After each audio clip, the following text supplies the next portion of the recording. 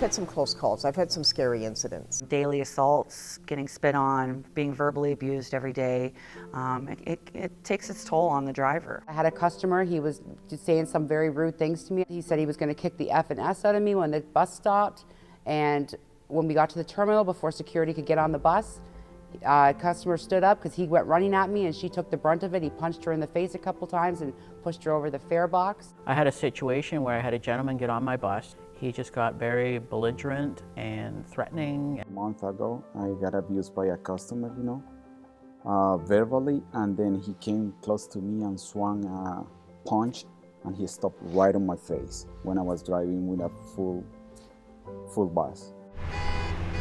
The public should understand that it's about our drivers' safety. Our drivers get spit on, coffee thrown at them, verbally assaulted, threatened. The public does witness this from time to time, but I don't think they understand the impact it has on the driver's well-being. We're targets, and we feel we're not getting the backing from the management to help us.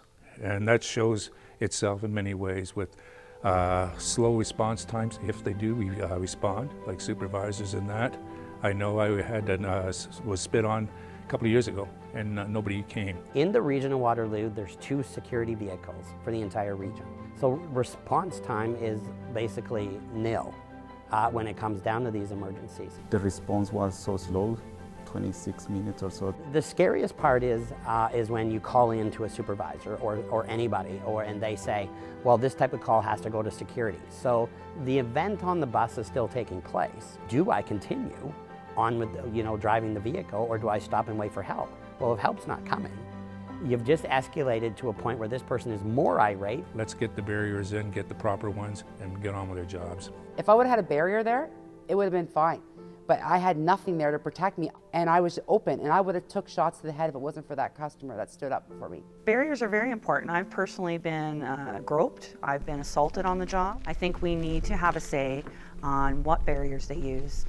We're the ones that are going to be using them for the next 20 to 30 years. Nobody should go to work feeling afraid.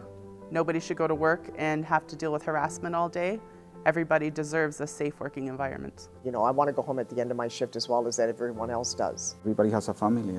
Everybody's at home. Someone is waiting for them. Safety, safety, safety.